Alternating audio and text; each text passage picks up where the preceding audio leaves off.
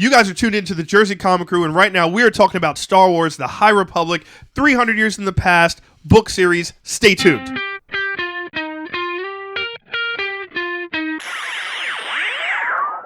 Star Wars, The High Republic. Now, a lot of you might have heard of this or might not know what this actually means.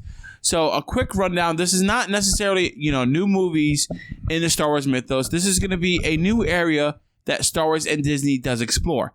This area is going to focus on 400 to 500 years before the Luke Skywalker and the whole movie sequels, right? Yes. So, and then this is going to talk about when the Republic was king.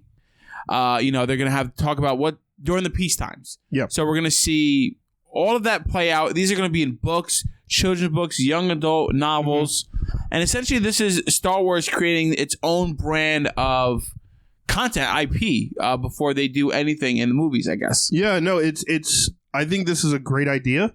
I think this is what we've kind of been talking about for months now, where we've been waiting kind of almost for like Star Wars to say like, hey, what's something new? What's something that we haven't done? What's something we haven't touched? What's an era or something away from, like, you've been like pleading with Lucasfilm. I have been. No more Skywalker stuff. Yes. Something new we haven't seen. Something, where there's a lot more, in depth with maybe the Jedi or the Sith or yes, characters that's what we we've never like. seen.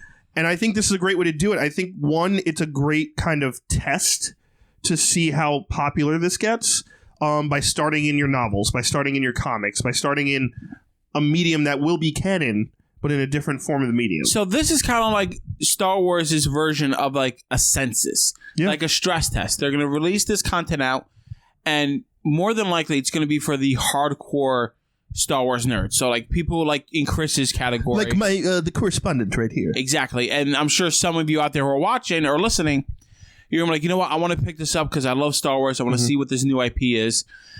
And then whatever is big and successful, so like they're Spider-Gwen, right? Yeah. They're Deadpool. What breakout character are they going to come from this Star Wars universe? This new IP, if you will, that the studio could be like, oh, we could build something from this character and create a whole new series of movies. My concern with this is that this is during this is the peacetime, right? So this is before the Skywalker saga, right? Mm-hmm. So this is before the Sith come back and bring all that, and this is after the Old Republic where the Sith fall. So like this is the middle ground, the peacetime. Mm-hmm. And I don't know if this is necessarily going to be good content because we know the biggest bad in the Star Wars universe is the Sith, right? Mm-hmm. So this is like, all right, I'm going to watch a story during peacetime. It's going to be a little interesting for me to see what they're going to do. Like if you're a big Naruto fan, like right now Boruto, which is about his son, but the reason that's really stretching with the names there. Yes, I understand. Creative. But like right now it's during peacetime, right? They're like the Great Ninja War is over. They're in peacetime and the story is kind of middle ground, right? So I'm afraid this might have the same thing. Like we just saw, well, we didn't see. We know that the big war just ended, right? Mm-hmm. And we know the big war of the Skywalker saga won't happen for another couple hundred years.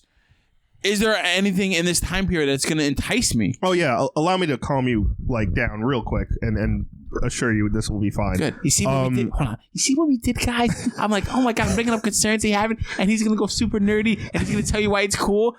we don't have to explain it. Yeah, they might like that. Rob had a lot of Monster, so he's a little hyped.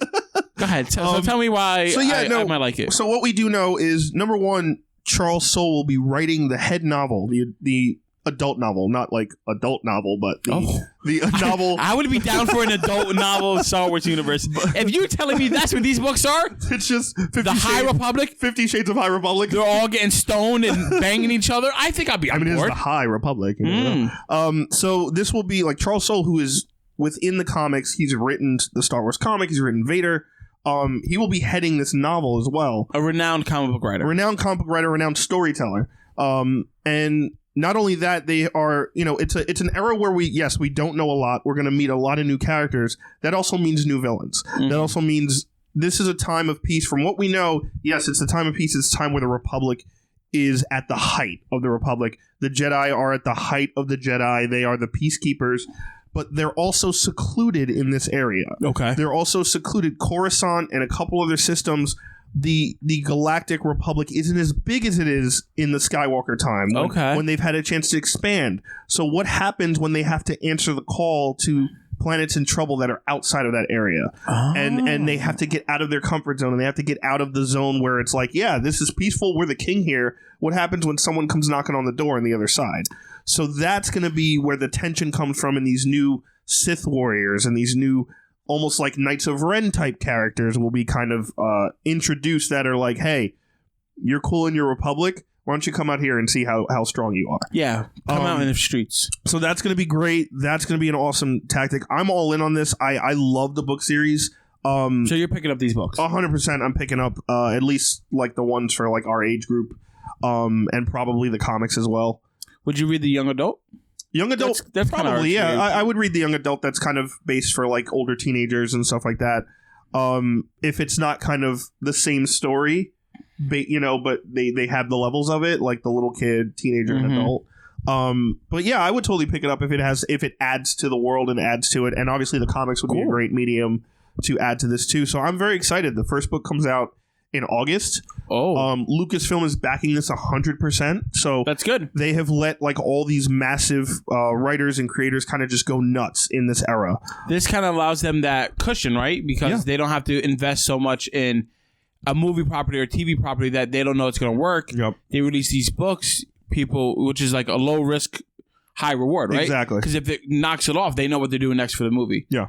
Now, correct me if I'm wrong, because, we watched The Mandalorian. I'm sure all of you have. And now, I remember like when you were previously talking about The Mandalorian and the Great Mandalorian War. Yeah. Does this take place during that time period?